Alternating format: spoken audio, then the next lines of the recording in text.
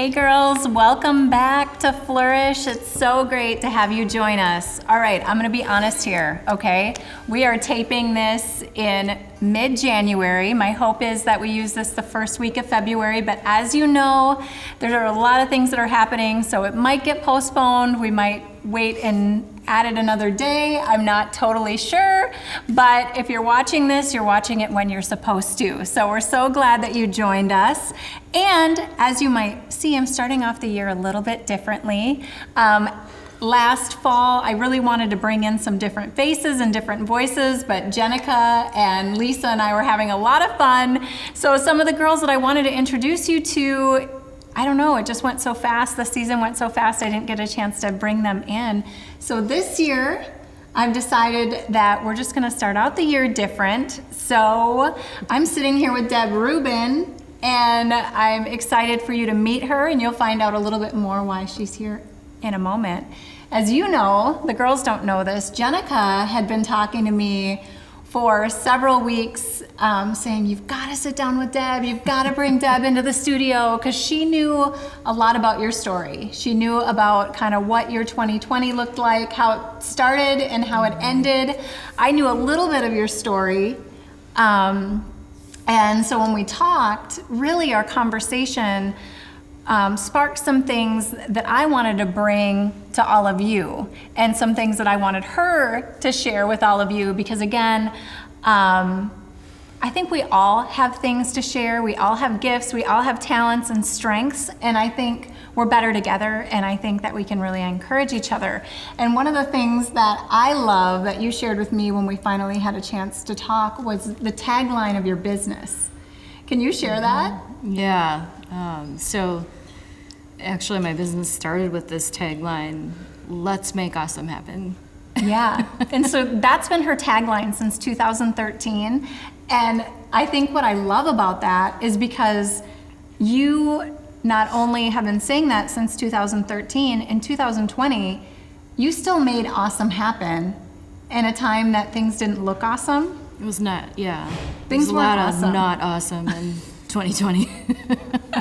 And so I want, just in a couple sentences, I know this is going to be really easy, right? But Yeah. I want you to tell us a little bit about, where your business was at the beginning of 2020 and kind of what happened a couple months in. Yeah, it's been quite an adventure. So my business is called Tomorrow Zone, and I do technology strategy consulting, and I help leaders to think differently about the future so that they can make awesome decisions today. And I was building a speaking business, and I started the year out really working hard to build a speaking business, and I was booked throughout the year, and I was getting onto stages across the country, and was even doing some partnering activity to help design and moderate in-person events, in addition to doing on-site consulting with different companies. And so, I was on the road almost every week up until March 10th. That was the last time I traveled. And then the world shut down for me and everyone else. Yeah. Everything came to a screeching halt, and two of my revenue sources just evaporated. Yeah, they actually no longer existed. Right. Kind of. It was just, and again, it was overnight. Yeah. I know we actually met at Flourish, and at that time you're like, I love what you're doing. I love that you're bringing women together. I won't be here every week because I travel a lot, but when I'm in town, I'll be here. So again, you had that calendar just booked out, and you got to see it just evaporated. Evaporate. That is a good word. Like so many in the speaking world, or in the events world, they just started falling like dominoes, and I saw my calendar clear within a matter of days. Yeah. And the strategic contracts that I was working on were very close to closing, and those went away as well. Because, in the finance world and in many other industries, all the attention turned to firefighting, not strategic visioning and future direction. It was all hands on, what do we need to do right now? Yeah, and so one of the reasons too that I think your story is so important for the girls is because, so much of us experienced, that in our personal lives, maybe in our businesses. I know a lot of ladies that tune in have their own businesses or work for small businesses, but also because of the process that you went through to, again, be true to your mission statement. Like, because you saw this happen, this not awesome things happen, but you still were like, okay, so how do I make awesome happen? And I know it was a process. And I love that you kind of shared, it started with grieving. Can you kind of start there and kind of maybe walk through that process a little bit? Yeah, I mean, like so many tough things that, happen to us, we can't do anything about it. Yeah. I think there's always this period of shock. Yeah. Like, is this really happening? And okay, well, maybe it'll be better in a couple weeks. And, that just kept, the timeline kept shifting and there was so much uncertainty. And COVID wasn't the only disruption going on in my life at the time, and so to have my revenue dry up so fast and I can't do anything about it was incredibly scary, and the continual hits that were coming. Yeah. It got to me. I mean, there were days where I was just, walking around my neighborhood crying because I didn't know what to do. Yeah. Like what's next? And I knew I wasn't alone in this, but it was really hard. And so I did go through a time of grief, but one thing I've learned, I've faced tough things like many people have, but I've learned that, staying there and turning all my attention to what I've lost or wishing for the old things to come back, that's a waste of energy, it's a waste of time, and it's not going to go anywhere. And so, I just decided that I had to move on, and so that's kind of what happened. I was thinking about, and you talked about this in the Flourish lesson one time, but I'd read in Good to Great years ago about the Stockdale paradox, and that if you really want to move forward, you have to embrace the brutal reality of where you are right now. Yeah. And so that's what I decided to do, and I realized that it was going to be a waste of time to wish for things to come back or to return to normal. Yeah. That we're not going to return to normal. We're going to return to different. Yeah. And what do I need to do to get ready for different? Yeah. So, it started with grieving, but then it moved into acceptance. Yeah. And then I love the next step, because we've gotten to talk about this a little bit. I love the next step of your process. Once you accepted, you're like, okay, now I've got to experiment. Because this is where I was, and that's not a thing anymore. That doesn't exist. So now we've got to figure out where we want to be. And I love how you kind of talked about, like, you had to try different things, and you had to kind of step outside your comfort zone. I love that. Or not even, I love how you said it. Share how you said it. Not stepping outside of your comfort zone. Well, yeah, I don't want to step so far outside of my comfort zone that I stop being who I am. Yeah. I think it's important to just be genuine. And so one of the things I've learned along the way is I need to stretch my comfort zone. And whenever I'm on the edge of my comfort zones, awesome stuff is happening. And for me, a lot of times that's reaching out to people and, stepping out and making the contacts. When I was traveling, it was believing that God would direct my steps and that I would be in the right places and meet the right people. Well, now that I'm not going anywhere, how do I live that out? And it meant reaching out to people and connecting and going on an epic listening tour virtually, just to really understand, what are the challenges that people are facing. Yeah. And then how can I learn from that to build something new? Yeah. Because I had to let go of the old. It's not coming back. Yeah. I love that. An epic listening tour. Like you went out and you're like, okay, in my industry, the industry behind what your position was in it still existed. The finance industry still existed. The needs were still there, but the vehicle was gone. The vehicle that you had used to do the training and all those things, that was gone. So you had to listen to what was still needed, what was missing, what people still wanted, and then move forward again in the experimenting. And also, I mean, again, 2020, that was something interesting about it. It's like connection and community, people, that part was still very important, but again, the vehicle was missing. So we had to be more intentional. We had to choose who we reached out to, because I'm not gonna necessarily run into you in the hall at work or at church or, you know, at school, dropping off kids. You know, we had to be more intentional in no matter what area of life, whether it's business, whether it's just as a mom, as a parent, you know, being intentional with getting your kids connecting, and in community, whichever way is possible for them. So again, I love that, how you were just intentional. There's something else that I love that you shared with me. You shared something from a book that you had read that helped you kind of launch from where you had been into, again, your business is called Tomorrow Zone. So this is where we've been. So you've always been kind of looking to the future, planning ahead. But there was a principle that you took from, I think it was the book, How to Think Like Amazon. Yeah. Sure, my nerd score is going up right now. No, I love it. Yeah, so, you know, as I was stepping back and realizing, okay, you know, I made a really firm decision. I drew a line in the sand in April and said, I will never be dependent on my physical presence to be somewhere else to generate revenue ever again. Yeah, for someone building a speaking business, that's a pretty crazy statement. Yeah. But I realized that based on what I could see with trends and imagining multiple futures, that I need to plan and design as if I need to be virtual and that this could go on for a couple of years. I hope it doesn't, but if it does, I'll be ready. Yeah. And so that required stepping back and completely redesigning. And so, you know, I'm building a new business model to help to connect innovators and create a space for them to share ideas and connect and collaborate in a new way in a virtual world. Yeah.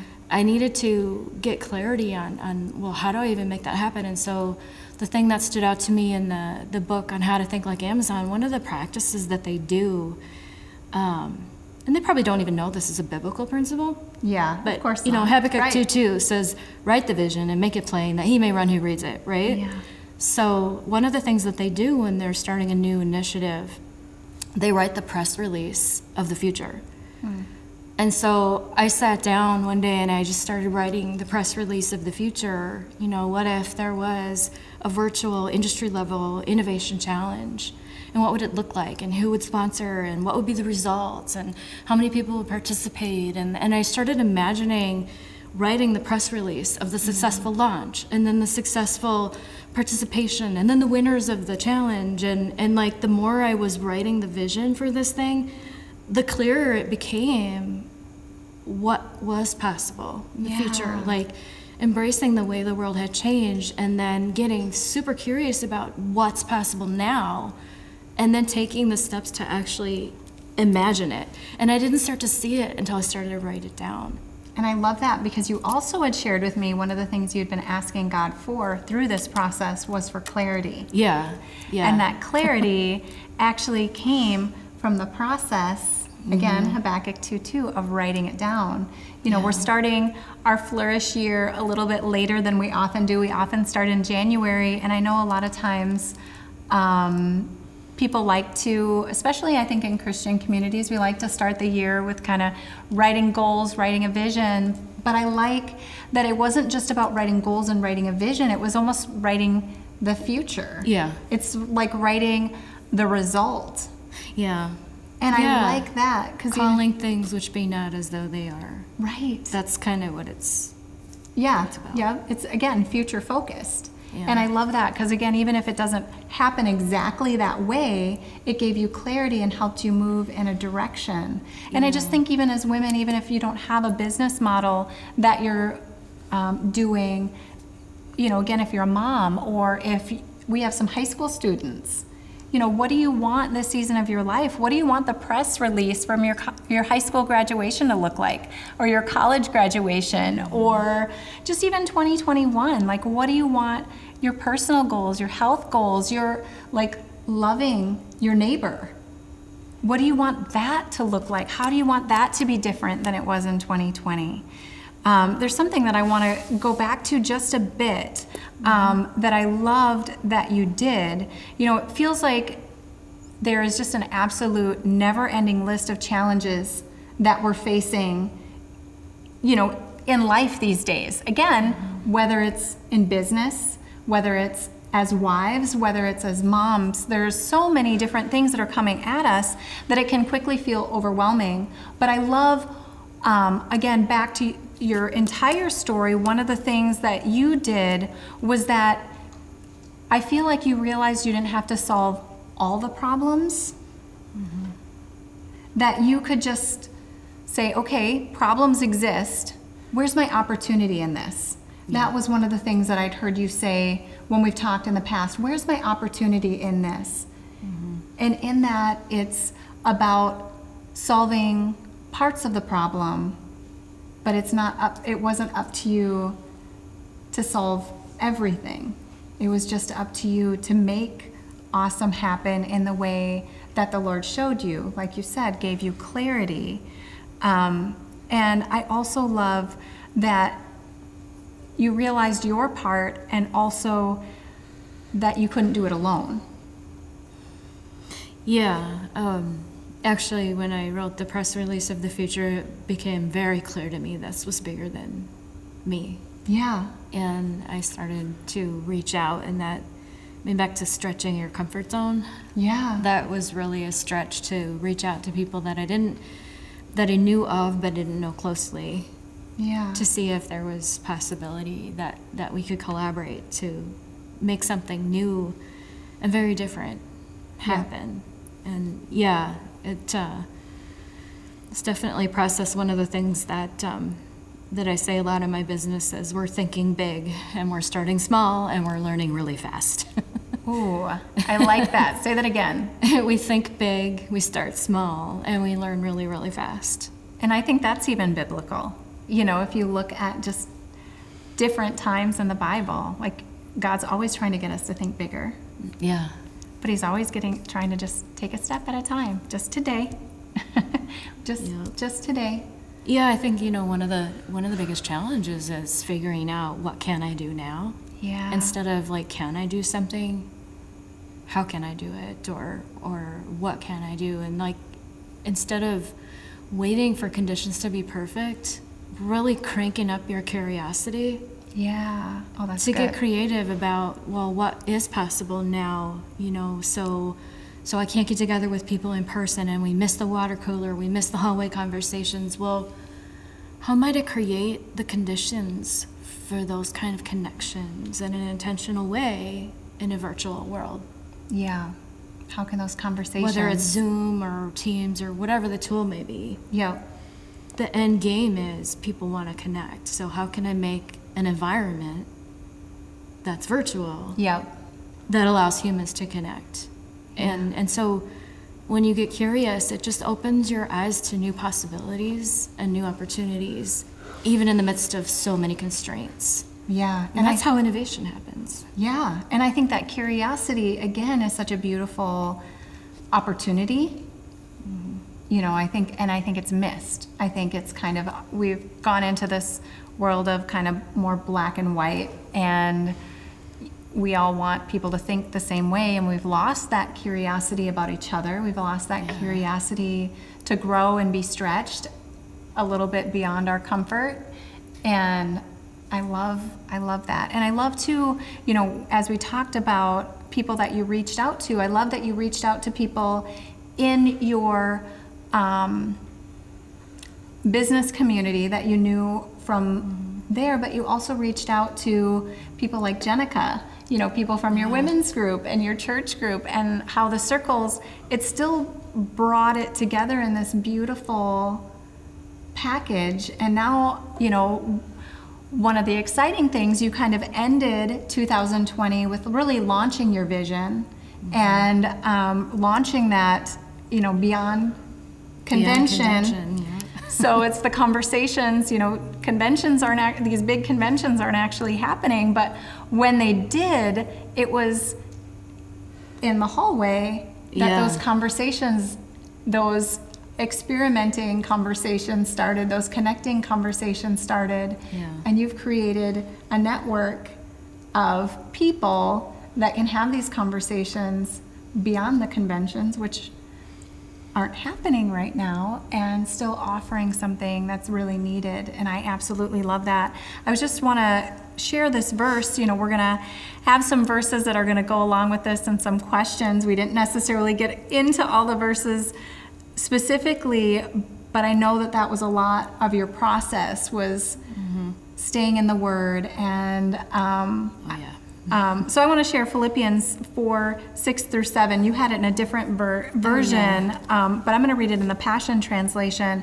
It says, "Don't be pulled in different directions or worried about a thing. Be saturated in prayer throughout each day, offering your faith-filled requests before God with overflowing gratitude. Tell Him every detail of your life. Then God's wonderful peace that transcends human understanding will make the answer known to you through Jesus Christ." And you had it in a version, I think, "Don't be anxious." Yeah, this one stuck with me quite a bit. So be careful for nothing, but in everything, by prayer and supplication with thanksgiving, let your requests be made known unto God. And the peace of God, which passes all understanding, shall keep your heart and mind through Christ Jesus. Yeah. And you did something else this last year. I think it was this last year. You started writing down a gratitude journal. I'm pretty simple. I'm not good at things that are super regimented. Yeah. You found that out even having a conversation with me. We're all over the place. No, I loved it. But one thing I could commit to doing is every morning when I wake up, I write down 3 things that I'm thankful for. And there were times during 2020 where, it was like, I slept last night, the coffee tastes good, and I don't have to travel today. That's as far as I could get. But, now I can look back on the year and see the things that I was thankful for. And I started even, as I was going through that, I started to be thankful for things before they even happened. Yeah. And that was those things were starting to even happen in my life. But just that practice of gratitude would set my mindset for the day, even when the days were really, really, really difficult. Yeah. And not trying to be perfect about it or having a fancy journaling process, but can I at least write 3 things down? So, my 3-minute practice.